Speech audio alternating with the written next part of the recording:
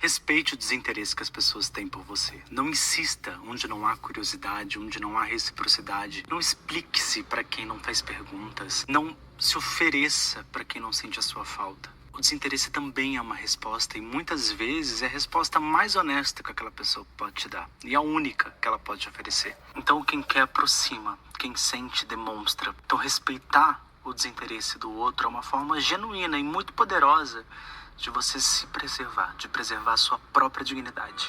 Até porque respeitar o desinteresse do outro demonstra que talvez você tenha chegado num ponto em que você reconhece a existência do outro.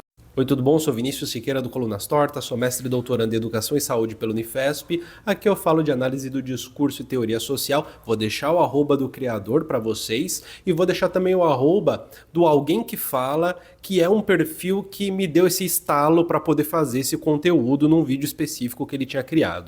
O outro, ele só existe quando há, primeiro, uma imprevisibilidade em relação ao que ele é e, segundo, a noção de um limite em relação ao que ele faz. Esse limite, muitas vezes a gente pensa assim, né? Pô, vou botar limite no outro, para que eu seja eu, né? Para que eu seja um alguém, eu boto limite no outro. Se eu não boto limite no outro, eu sou um saco de batatas. Mas o outro, por sua vez, ele só existe quando a gente percebe o limite que foi imposto sobre nós.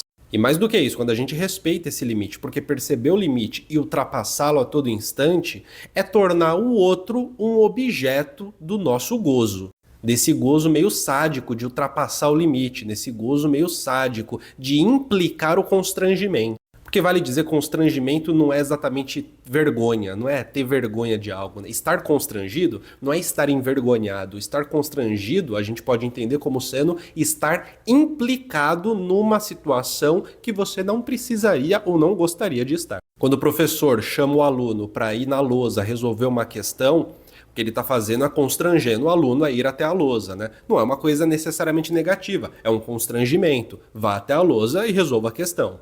O ponto é que, e aqui eu cito o perfil de Alguém que Fala, né?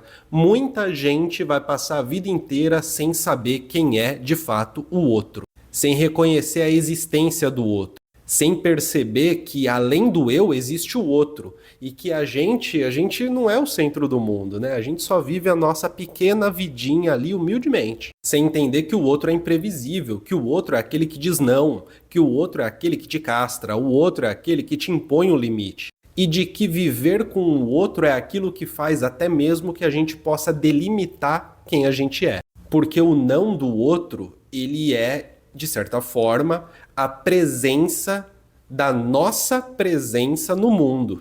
O não do outro qualifica a nossa presença no mundo. O não do outro, ao nos colocar limite, delimita onde que a gente está também. E é muito importante saber onde que a gente está, é muito importante a gente se situar. É muito comum nas conversas de cotidiano ver coisas do tipo, né? Ah, se tal pessoa fez tal coisa é porque ela pensa tal coisa. Se tal pessoa disse tal coisa, só pode ser porque ela pensa tal coisa. Essas tentativas de tornar o outro previsível são as tentativas de sempre impedir qualquer forma de reconhecimento da alteridade. De reconhecimento de que eu estou lidando com alguém, e este alguém é impenetrável. E que talvez a graça seja justamente essa. E isso vale para qualquer tipo de relação, né? De trabalho, de amizade, amorosa, seja lá o que for. Existe algo de impenetrável no outro, e esse algo de impenetrável é o que, no fundo, dá graça para a vida. E talvez, aqui estou falando mera opinião, né? Talvez seja muito infantil não reconhecer a existência do outro, não reconhecer os nãos que a gente recebe, tentar ultrapassá-los insistentemente, né, tendo no outro a figura de uma barreira e não de um limite.